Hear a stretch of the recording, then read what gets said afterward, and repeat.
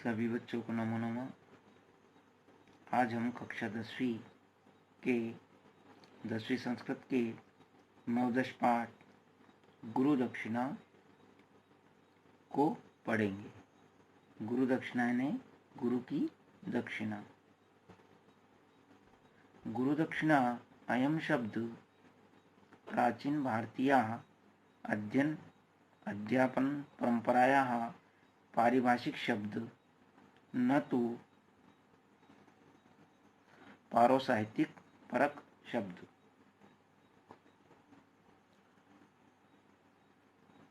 यानी गुरु दक्षिणा यह शब्द प्राचीन भारतीय अध्ययन और अध्यापन का पारिभाषिक शब्द है, न कि पुरोहिताई से संबंधित शब्द है।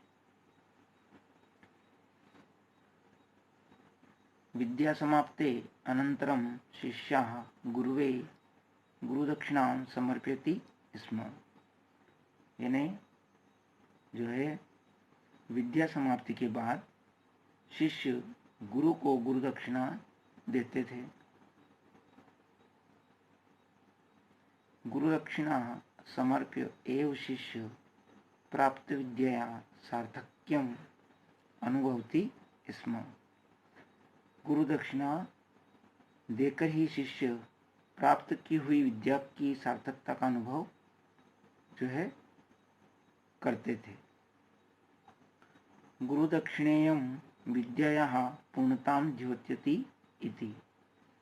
यानी यह गुरु दक्षिणा विद्या की पूर्णता को प्रकट करती है। अत्र महाकवि कालिदासस्य यानी यहाँ महाकवि कालिदास के रघुवंशम महाकाव्यात यानी रघुवंश महाकाव्य से गुरु दक्षिणा संबंधिता केचन श्लोका प्रदत्ता। यानी जो है यहाँ महाकवि कालिदास के रघुवंश काव्य से गुरु दक्षिणा संबंधित कुछ श्लोक प्रदत्ता यानी दिए गए हैं। प्रदत्तेषु श्लोकेषु दिए गए श्लोकों में गुरु दक्षिणार्थीन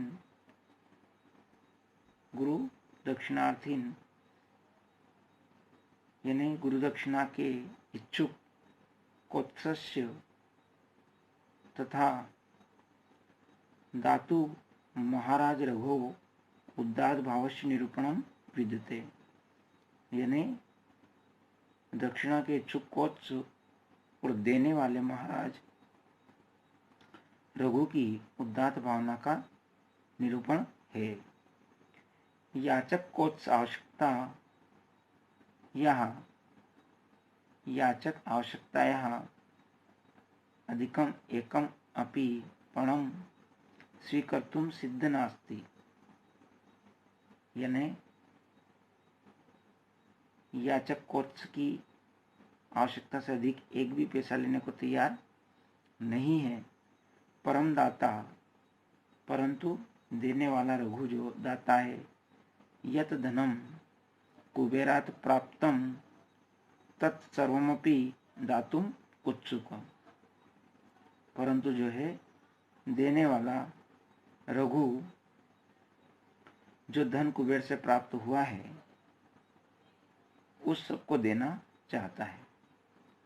अपरिग्रह से उदातो भाव यानी अपरिग्रह न लेने की उदात भावना को अत्र महाकविना प्रस्तुतः यहाँ महाकवि कालिदास ने प्रस्तुत किया है।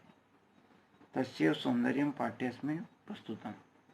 उसी का सौंदर्य इस पाठ में प्रस्तुत है। अब देखिए इसमें पहला श्लोक है। तम अध्वरे विश्वजिति क्षितिशम निश्चयस विश्राणति कोशः जातम उपात विद्यो गुरुदक्षिणार्थी कोत्सह प्रपेदे वर्तन्तु शिष्य। यानी इसको समझेंगे हम। विश्वजित अध्वरे यानी विश्वजित यज्ञ में, अध्वर्य ने यज्ञ में, तो विश्वजित यज्ञ में निःश्रेष विश्रांति कोश का मतलब होता है कि विश्वजित यज्ञ में दक्षिणा में दान दिए जाने के कारण जिसका खजाना रिक्त हो गया है। तम क्षितिशम उत्तात विद्य गुरु दक्षिणार्थी वर्तंतु शिष्य कोत्सम प्रपेदे, यानी विश्वजित यज्ञ में दक्षिणा में दान दिए जाने के कारण जिसका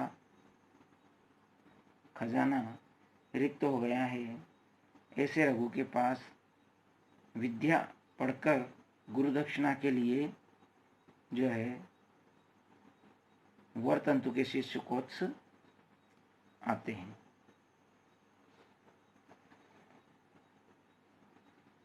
तो अपने गुरु से विद्या पढ़ करके वर्तंतु के शिष्य कोत्स गुरु दक्षिणा के लिए राजा रघु के पास आते हैं, लेकिन उन्होंने क्या किया है कि विश्वजित यज्ञ में उनका पूरा खजाना खाली हो गया है। ऐसे राजा रघु के पास कौन आते हैं? वर्तंतु के शिष्य कोत्स गुरु दक्षिणा के लिए आते हैं।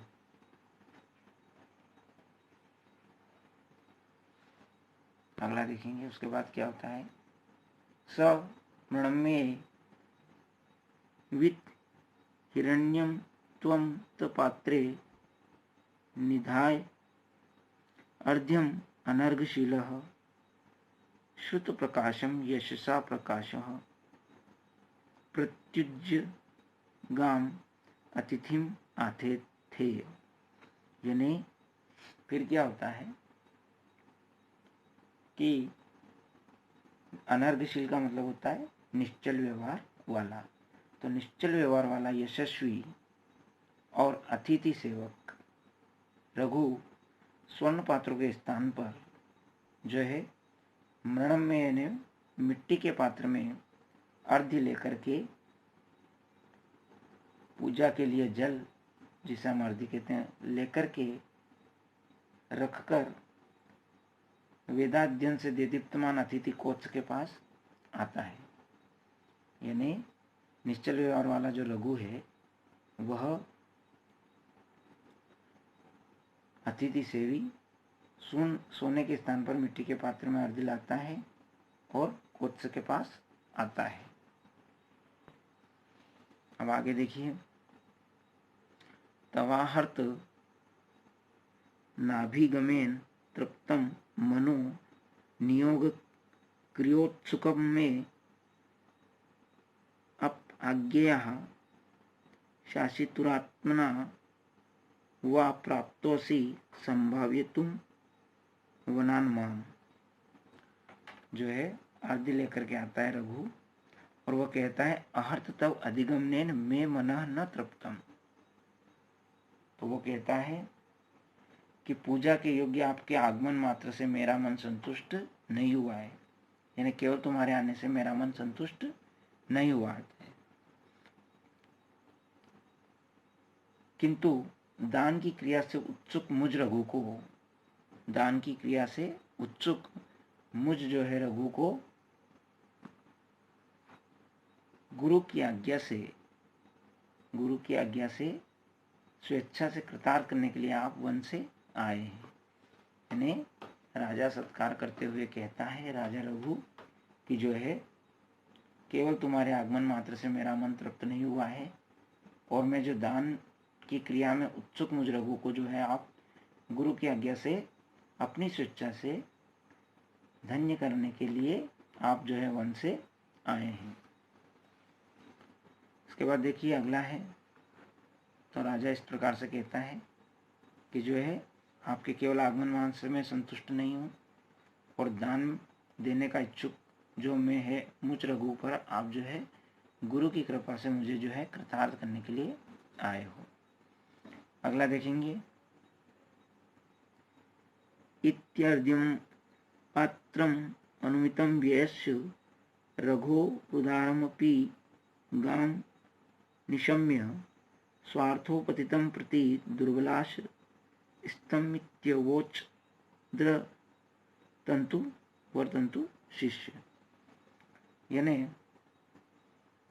इसको हम इस प्रकार से समझेंगे कि जिस प्रकार रघु ने वो ऐसा कहा, तो उसके बाद अर्घ्य पात्र से यज्ञ में हुए व्यय को व्यक्त करने वाले रघु, यानी अगर वो मिट्टी के पात्र में अर्घ्य लाए तो इसका भावार्थ है कि अर्घ्य पात्र से यज्ञ में हुए व्यय को व्यक्त करने वाले रघु की इस प्रकार की उदार वाणी को सुनकर के वरतंतु का शिष्य जो कोत्स था, वे अपने कार्य की सिद्धि में निराश होते हुए उन्होंने रघु से कहा, मतलब वो समझ गए कि राजा रघु जो है अर्घ्य में मिट्टी के पात्र में लाए हैं, तो वो यज्ञ में व्यय को व्यक्त कर रहे हैं।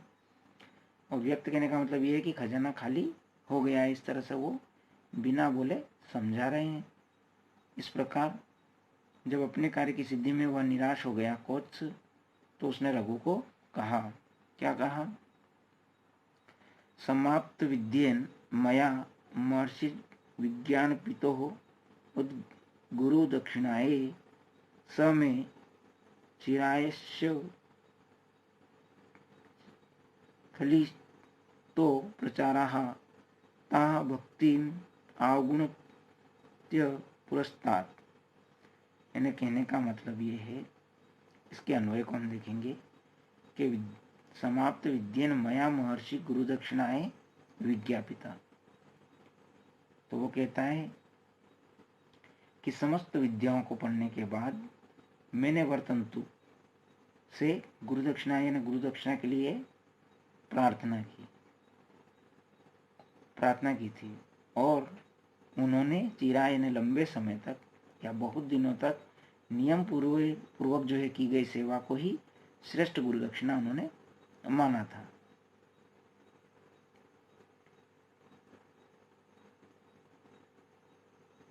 तो इसमें वो कह रहा है कि मैंने तो जो है, मेरे गुरु ने जो है मेरी सेवा को ही गुरु दक्षिणा बताया था, और मैंने सारी विद्याएं पढ़कर से उनसे जब गुरु दक्षिणा के लिए प्रार्थना की, तो उन्होंने बहुत दिनों तक की हुई सेवा को ही गुरु श्रेष्ठ दक्षिणा माना। तो आगे देखिए, निर्बंध संजात पुरुषास अर्थ काश्चर्यम अचिंतित्वा गुरुणाम अहम मुक्त वितस्य विद्या परिसंख्या में कोटि सहस्त्रो दशम च आहार इति। फिर कहता है कि इस प्रकार उन्होंने बहुत दिन तक सेवा को ही दक्षिणा माना, लेकिन मैंने क्या किया कि बार बार गुरु दक्षिणा के लिए मैंने आग्रह किया, तो क्रोध से मेरे गुरु ने बिना मेरी गरीबी का विचार करके मुझसे जो है अहम वित्त चतस्थ 10 कोटि ने मुझसे जो है 14 करोड़ स्वर्ण मुद्राएं, 14 कलाओं 14 विद्याओं के हिसाब से उन्होंने मुझसे 14 करोड़ स्वर्ण मुद्राएं कहा। यानी बार बार जब गुरु दक्षिणा के लिए आग्रह किया, तो क्रोध से बिना गरीबी को सोचे या विचार किए उन्होंने मुद्रा के रूप में या धन के रूप में 14 करोड़ स्वर्ण मुद्राएं दे दो। इस प्रकार उन्होंने 14 विद्याओं की संख्या के मान से कहा। तो आगे देखेंगे क्या होता है।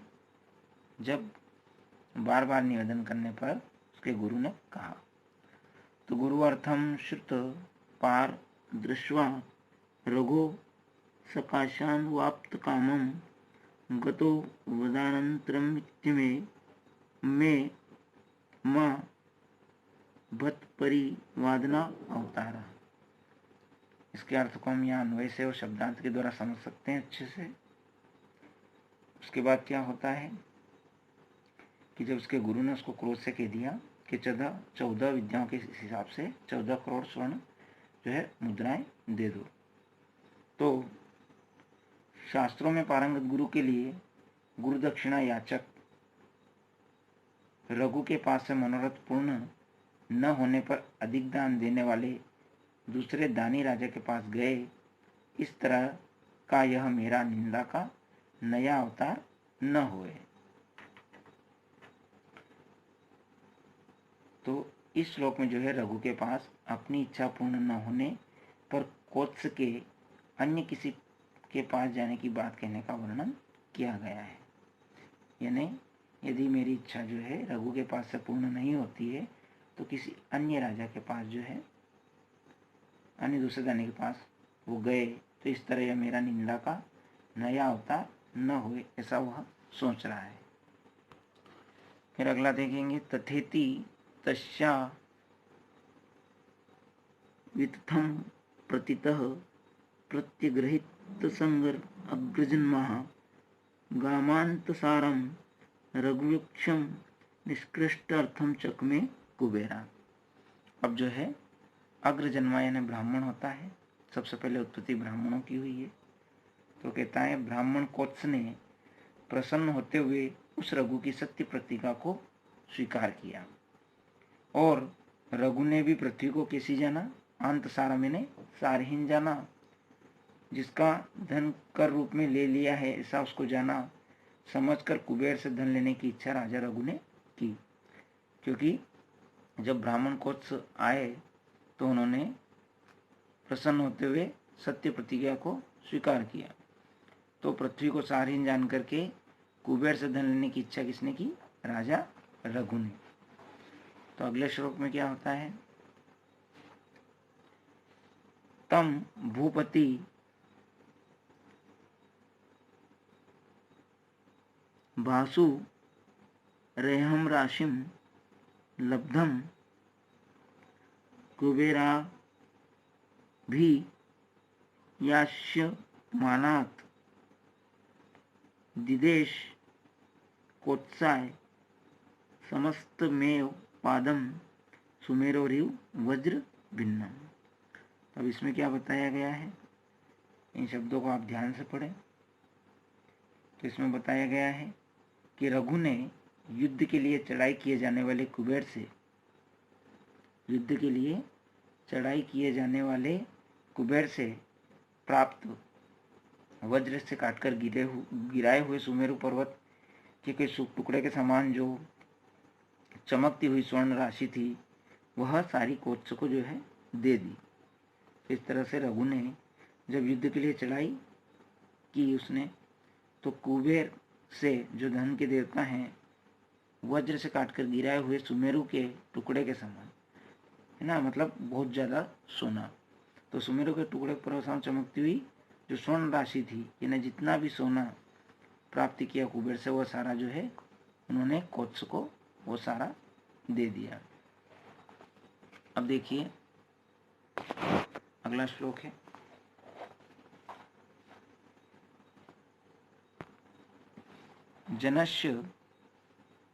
जनस्य साकेत निवासिनस्तो द्वायपि भूताम अभिनंदन सत्वो गुरु प्रदयादिकम स्पृहो अर्थी नपो अर्थी कामाद अधिक प्रदर्शश्च। यानी अब क्या होता है कि वो दोनों इसमें दिया है, तो दो अपि साकेत निवासी ने जनस्य अभिनंदन सत्वो अभूताम। अब जो है वे दोनों कौन, एक तो दाता रघु और एक मांगने वाला याचक कोत्स अयोध्या साकेत निवासी ने ना जो अयोध्या वासी उन लोगों के वो अभिनंदन सत्व अभूताम ने अभिनंदन के पात्र हो गए। गुरु और जो है अभिनंदन के पात्र हो गए। एक तो गुरु दक्षिणा, मतलब गुरु दक्षिणा जो 14 करोड़ स्वर्ण मुद्राएं हैं, मतलब गुरु दक्षिणा से अधिक न लेने का इच्छुक याचक, और दूसरे याचक की कामना से अधिक देने वाला राजा रघु, दोनों ही जो है अयोध्या वासियों के लिए अभिनंदन के पात्र हो गए। जैसे इसको हम समझ सकते हैं कि वे दोनों दाता और याचक रघु और कोत्स जो है अयोध्या निवासी लोगों का उनके अभिनंदन के पात्र हो गए, और गुरु दक्षिणा से अधिक न लेने का इच्छुक कोत्स याचक कोत्स और याचक की कामना से अधिक देने वाला राजा रघु, ये जो है अयोध्या वासियों के लिए अभिनंदन के पात्र हो गए। तो इस तरह ये गुरु दक्षिणा वाला जो पाठ है ये आपका नवदश पाठ समाप्त होता है। धन्यवाद।